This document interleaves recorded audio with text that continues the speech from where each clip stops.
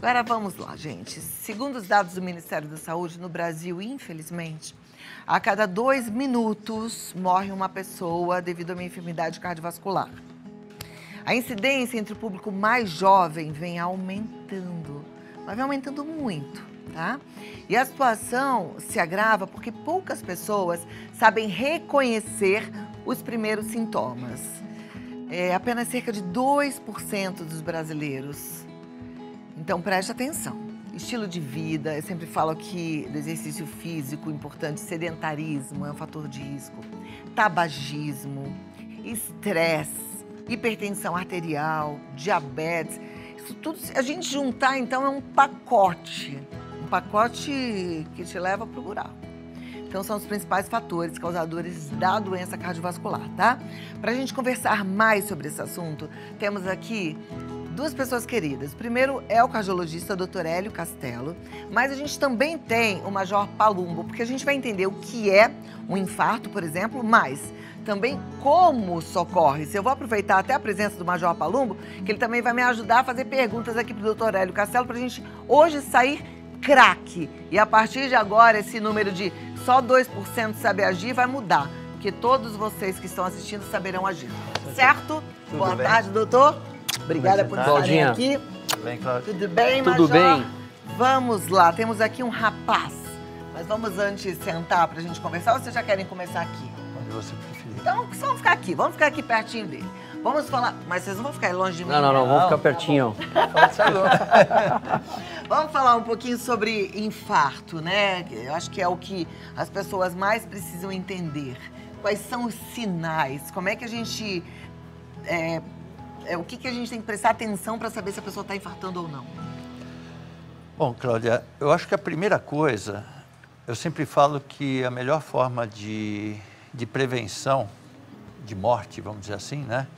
É a pessoa conhecer o seu corpo, conhecer os seus antecedentes, etc. A gente sabe que o infarto, ele acontece mais em pessoas que já têm algum antecedente, como você falou, fatores de risco, e tem algum antecedente, eventualmente, na família de uma doença coronária. Ou seja, é mais comum em quem já teve ou o pai, ou o irmão, ou a mãe, ou um tio, alguém próximo que teve ou um infarto, ou um AVC, ou angina, ou pôs um stent, ou fez uma ponte safena. Quer dizer, já teve esse tipo de doença. Então, essa pessoa já é uma pessoa que já tem um risco maior do que o resto da população. Coagulabilidade, então aumenta a chance de eu formar um coágulo e entope totalmente. Muitas vezes a gente pega jovem, isso aconteceu muito na pandemia, porque o Covid fazia isso. Ele não fazia contração, mas ele aumentava a coagulação do sangue. Então a gente pegou muito jovem, você vê o vaso um pouco mais contraído e vê coágulo dentro dele. Quando você desentope, aspirando esse coágulo, etc., você vê que não tinha placa de gordura, você só tinha coágulo. Normalmente, quando uma pessoa infarta, o que acontece? Ela cai e desmaia? Cláudia, o que a gente tem que levar em consideração, o Dr. Hélio foi muito feliz, profissional há mais de 40 anos, a gente sabe do conhecimento dele. As pessoas têm alguns sintomas, e sintomas que você não deve deixar de lado. Então, por exemplo, muitas vezes ligam para o telefone 193 dos bombeiros, 192 do SAMU, questionando, falando a respeito de uma dor. Nossa, eu tô com uma dor muito intensa. Como que você tá? Tô com uma dor intensa no peito. Não consigo ficar de pé. Não estou conseguindo respirar direito. Uma sudorese intensa. Mas o fator primordial é quando você tem todos esses conjuntos e principalmente quando a pessoa identifica, às vezes, o seu braço, né, o seu braço esquerdo, quando ele fica formigando. Esse ali é um ponto onde a gente fala para ele, escuta, você não pode permanecer nessas condições. Você deve imediatamente, dor no peito, braço formigando, dificuldade de respirar, suando, você deve imediatamente pega um táxi, pega um Uber, pega qualquer carro, vai para o hospital o mais próximo possível. Aliás, não precisa nem esperar todos esses sintomas. É interessante, mas quando a pessoa infarta, às vezes ela fica teimosa. Exato. Né? Me lembro de uma das vezes que meu pai infartou, porque ele é um atleta nessa história de infartar. Ele já teve alguns, né, pai? E aí, uma das vezes eu estava lá no Com Rio. ele. E ele, tipo, não, tô com uma dor. Não vou pro hospital, não. Ih, vou chegar lá, vou me colocar na UTI. Aquilo lá é frio. E com a dor. E toma remédio pra gás. Até a gente falar, não, agora você vai, né? Então, eu tenho certeza que não é só o meu pai que é teimoso. Talvez o senhor esteja aí assistindo, a senhora, e tem essa teimosia. Sentiu um sintoma, bora pro hospital. Bora pro hospital. Porque tempo é a possibilidade de Tempo salvar é a vida, vida. né? A Tempo gente é fala vida. isso. Quando você tem, por exemplo, uma cessação súbita, um infarto, então a pessoa tem uma doença coronariana, né, doutor? Então quer dizer que ela vem convivendo com aquela doença. Só que ela tem que tomar uma atitude. E se ela fica esperando o pior, o que pode acontecer nesse momento é da pessoa literalmente desmaiar. Então, antes de você desmaiar, tem a dor no peito, braço formigando, corre para o hospital. Toda a unidade básica de saúde tem condições de receber, pelo menos, e dar ali os primeiros atendimentos para uma pessoa para que não se evolua ao ponto dela, o coração dela parar. Agora vamos imaginar que a gente chegou e encontrou alguém desmaiado. Então. Ou viu alguém desmaiar. Primeira coisa, então eu vou deixar até aqui de lado. De repente, ó, ninguém desmaia bonitinho. Às vezes está lá com a barriga para baixo, né? Ele está literalmente caído no chão. Então, quando você chega na pessoa, você vai conversar com ela, falando, ei, você está bem? E mesmo nessa posição, o que você deve fazer? Trazê-la e deixá-la de barriga para cima, para que você tenha a possibilidade de identificar algumas coisas que são importantes. Então, se ela conversa com você, se ela fala com você, ok, o que aconteceu? Oi, você está bem? Ah, não, eu estou bem, mas ela está conversando? Então, ótimo. Mantenha ela ali daquele jeito, não tenha pressa de levantá-la, porque normalmente as pessoas querem ter pressa de levantar uma pessoa e no final das contas ela precisa ali ainda ser melhor avaliada, porque você vai colocá-la de pé, tem a parte de coagulação que pode evitar, por exemplo... Então, se a gente viu alguém desmaiado, acho que o primeiro passo é ligar para pedir Fala com ajuda? ela, veja com ela, ei, você está bem? Fala comigo. Ela falou com você? Então, se ela falou com você, o que aconteceu? Ah, eu tive um mal súbito, eu passei mal. Ah, você passou mal? Então, devagarzinho, olha, calma, você já está melhor? Tá respirando melhor? Está conversando com você? Está falando de forma, concatenando as ideias? Ela não tem ali algo que ela fica, nossa, eu estou com uma dor muito forte no peito, eu não consigo falar com você, não consegue se expressar. Desse jeito, se ela estiver bem, você dá as mãos para ela. Então, faz o seguinte, olha, você já está melhor? Então, mexe a perna para mim um pouquinho, mexe o braço um pouquinho, você já está melhor? Então, senta ela um pouquinho, coloca ela sentada numa cadeira, até que ela tenha ali a condição, por exemplo, desse mal súbito que aconteceu, dela se recuperar. Agora, se ela não se recupera, se você chega, ei, fala comigo, ela não falou com você. Se você identifica ali, por exemplo, que ela passou mal, teve um mal súbito, caiu, imediatamente, quando você chegou, falou com ela, ei, fala comigo, ela não falou com você, aqui em São Paulo você tem a possibilidade de utilizar, eu trouxe até o telefone, um aplicativo dos bombeiros, ó. É um aplicativo que dá a geolocalização para você. Ah, peraí, mudou a tela. Mudou a tela, mas é exatamente isso, ó. Ela tem identificação, aí. ó, ela tem identificação, então você sabe onde você está, por exemplo.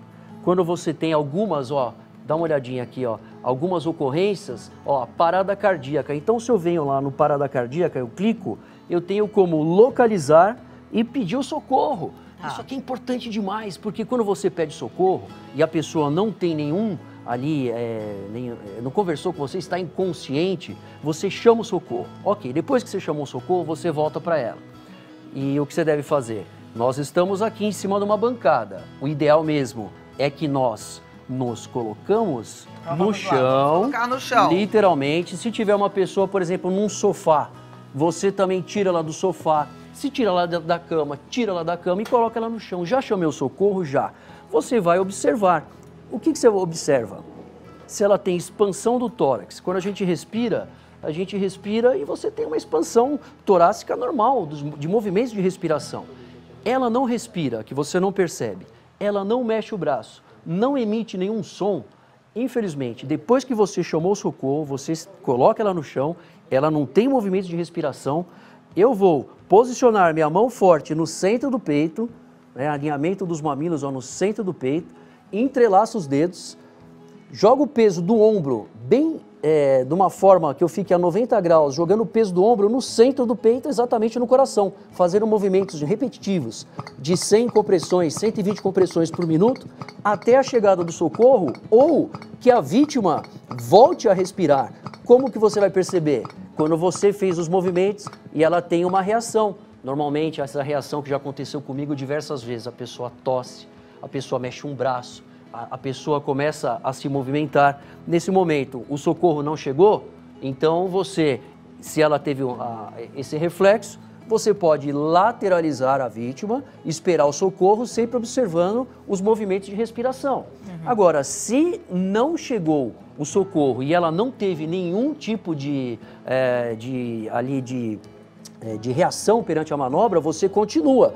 E, infelizmente, você vai fazer isso até a chegada, que pode acontecer de 5, 10, 15 minutos. Você pode orientar para que alguém venha na sua frente, fique de joelhos, estique os braços e comece a fazer a manobra. Tão importante quanto você fazer a compressão é de que você relaxe, para que tenha um retorno ali da própria circulação, e você fazer isso até que a pessoa possa ter uma reação. Senão, se você não fizer isso, a cada minuto que passa, você perde 10% de chance de poder salvar a vida de uma pessoa e, infelizmente, se ela tiver numa parada cardíaca, num quadro de parada cardíaca, e você não fizer as manobras, a chance de reação e de que ela sobreviva, doutor, é muito pequena.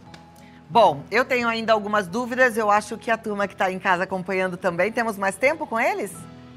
Tenho tempo depois eu não sei, estou sem posicionamento. A gente ainda tem um recadinho, eu volto com as perguntas, é isso, gente? Fiquei sem sinalização, fiquei sem saber. É o quê? Ó, você vê que a gente nem fez respiração boca a boca. Então eu volto aqui já. Então segura aí, porque eu também tenho uma pergunta, que é a coisa de levantar as pernas. Tá? Então eu volto já. Tá. Vamos lá. Doutor, eu vi esses dias no Instagram uma menininha levantando as pernas do pai, assim, né? E tava, eu não sei se foi no seu Instagram, Major Palumbo, que eu te sigo. Aliás, eu fico impressionada com as coisas que você posta lá. Quem não segue do Major Palumbo precisa seguir, porque é tanto alerta pra gente de coisas corriqueiras que a gente não se atenta. É interessantíssimo. Mas eu vi uma menininha que levantou as pernas do pai e aí tava lá dizendo que ela, sem nem saber, ela salvou a vida do pai. Levantar a perna é importante? A elevação da perna é para pessoas que têm queda de pressão. Entende? Então, a gente tem que tomar um pouquinho de cuidado, porque, por exemplo, se a pessoa desmaiou e ela está engasgada, você não pode levantar a perna, porque isso pode até piorar o engasgo dela, etc. Mas existem pessoas, principalmente jovens, mulheres, que têm pressão mais baixa e, principalmente nos dias mais quentes, apresentam queda de pressão que às vezes ou desmaia ou fica muito mole, vamos dizer assim, que não consegue andar. Então, a orientação que a gente dá é deita, vê se melhora deitada.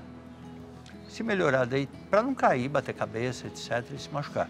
Deita, melhorou deitado, tudo bem. Se não, você leva um pouquinho as pernas, e porque com a elevação das pernas, você vai fazer com que a circulação vá preferencialmente para o cérebro. O ser humano é um dos poucos animais, só nós e o macaco, que ficamos em pé. Então, para o sangue voltar, ele leva muito tempo para chegar no cérebro. Então, é uma forma da gente acelerar a coisa. Perfeito. Major, você falou de respiração boca a boca. Em que situação a gente deve fazer? E a gente que é leigo, assim, saberia fazer? Pois é. Por isso que a gente não mostrou esse tipo de procedimento, que ele fica restrito aos profissionais de saúde. Antigamente, falavam para que você pudesse fazer um ciclo de manobras cardíacas com um ciclo de respirações. Mas hoje em dia, se você colocar a pessoa deitada e proceder às manobras quando ela tem um quadro de parada cardíaca, onde ela não demonstra sinais de respiração através dos movimentos de respiração, movimentos corpóreos de perna, de braço, emitir sons, depois que você chamou o socorro, ou você faz isso, ou senão a pessoa não vai ter a chance de ter ali o seu coração e seu metabolismo reanimado. você precisa fazer as manobras. E somente as manobras, elas vão ser eficientes no momento para quem não tem treinamento, proceder para que até a chegada do socorro ou a levada para um hospital, essa vítima tenha o seu coração sendo batido de forma artificial por você, que é um bom samaritano, uma pessoa que queira ajudar alguém numa situação difícil, e a gente fez isso a vida inteira, nunca vi ninguém se dar mal por ajudar alguém numa situação dessa. Então há necessidade de que você identifique. E é importante que se ela ficar deitada e muitas vezes até de levantar as pernas, existem algumas doenças que são mais complicadas. Por exemplo, nas emergências, pessoas que tiveram um acidente vascular cerebral. Então, quando você levanta as pernas, há que ter, sim, por causa do Dr. Hélio, né, toda a sua orientação do médico. Então, o que você pode fazer? Ligar para o telefone de emergência 192, 193. Existem médicos de plantão que você consegue identificar e falar um quadro que aconteça para que você tenha uma orientação médica. E não que você faça isso de uma maneira sem ter ali o conhecimento e de repente você pode até piorar a situação, né? Olha, a Jacira está fazendo uma pergunta. Doutor, uma pessoa que infartou uma vez pode voltar a ter uma vida normal de bebedeiras e farras?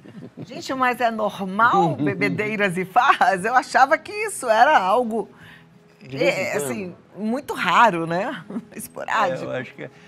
Eu acho que independente de ele ter infarto, eu acho que bebedeira e farra rotineiramente não é a melhor opção. É melhor deixar para as festas, para algum momento. O álcool, foi até bom ela fazer essa pergunta, o álcool, diferente do que muita gente acha, ele não traz benefício ao coração. Principalmente em bebedeira, como a gente diz, ou seja, uma das coisas que causam crises em jovens é a arritmia causada por excesso de álcool de uma vez só. Então, aquelas festas que a pessoa bebe demais, aumenta muito a chance de ter fibrilação atrial, que é uma arritmia muito comum, e outras arritmias do coração, que pode eventualmente fazer a pessoa perder consciência ou ter uma embolia, alguma coisa assim. Então, o álcool usado rotineiramente a longo prazo, ele aumenta a chance de dilatar o coração. Então, hoje a gente não recomenda nem aquela taça de vinho todo dia, entende? Como falavam. A taça de vinho, o benefício do vinho era um benefício relacionado à uva, na verdade, né? E se você tomar vinho todo dia, você aumenta o consumo de álcool, que vai prejudicar fígado e coração. Então, a Luciana quer saber, se eu tiver um infarto, fico com sequelas? Pode ficar. O infarto nada mais é do que a necrose, quer dizer, a morte de algumas células do coração porque entupiu totalmente uma artéria.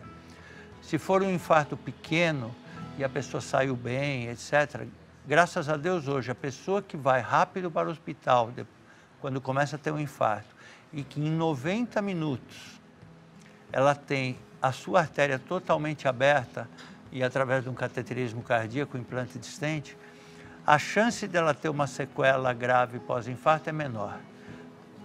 Fica abaixo de 5%. O que seria uma sequela grave pós-infarto? A sequela é você ter um coração que fica dilatado e com isso fica insuficiente para realizar as atividades dela. Então, por exemplo, uma das causas de insuficiência cardíaca, que é aquela coisa do coração dilatado, que a pessoa tem cansaço para andar daqui até ali, para subir uma escada, para fazer suas coisas, tem falta de ar para tudo. Isso uma pode das ser. causas é pós-infarto.